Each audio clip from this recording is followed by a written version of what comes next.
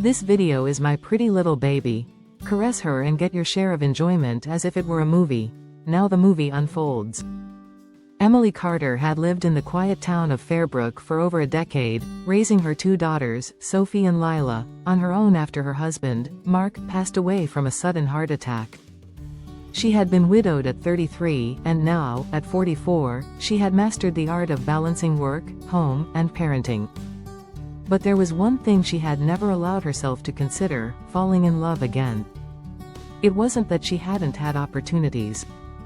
Over the years, well-meaning friends had introduced her to single men, and a few had genuinely been kind and persistent in their efforts to court her.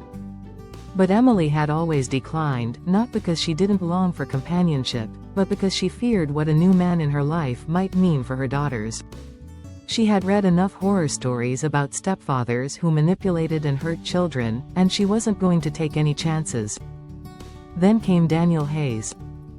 Daniel was a school counselor at the very school where Sophie, now 16, and Lila, 13, studied.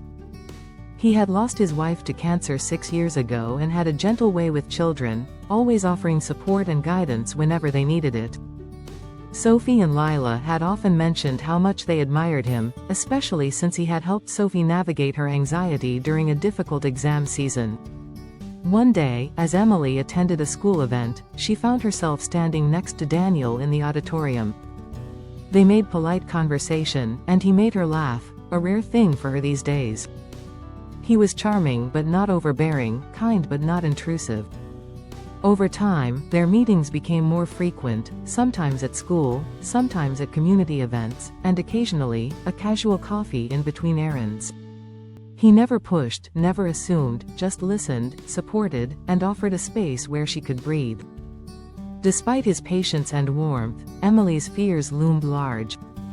Even though she liked Daniel, could she risk bringing him into her daughters' lives? What if he changed? What if her daughters, especially the younger and more impressionable Lila, got too attached, only to be hurt? One evening, after dinner, Sophie asked, "Mom, do you like Mr. Hayes?" Emily nearly dropped her fork. "What makes you ask that?" Sophie and Lila exchanged knowing glances. "You smile more when he's around," Lila said. "And you don't do that a lot," Emily hesitated. "I do like him. But it's not that simple, girls. A relationship isn't just about feelings. It's about making sure everything is right for all of us." Sophie studied her. "We like him too, you know. He's never treated us like we were just someone's kids. He listens. He cares. We trust him." Emily's heart ached. It was her daughter's trust that she was most afraid of misplacing. "What if something changes?" she whispered. Sophie reached for her mother's hand. "Then we'll handle it together." That night, Emily did something she hadn't done in years: she prayed for clarity. And the answer came slowly but surely. She and Daniel began talking more openly about her fears. He understood. "You don't have to rush anything, Emily," he assured her. "I'll wait for as long as you need." That meant everything to her. To ensure her daughter's safety, she made a plan. First, she and Daniel agreed on premarital counseling, focusing not just on their relationship but on family integration. Second, she sought legal counsel to draft a solid plan for her daughters, including protective measures should anything ever go wrong. Third, she talked to Sophie and Lila about boundaries, emphasizing that they should always speak up if they ever felt uncomfortable in any situation. Lastly, she had Daniel spend time with them not just as her companion but as a trusted family friend before any deeper commitment was made.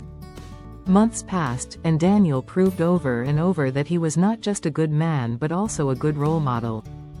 He never overstepped, never forced his way into their lives.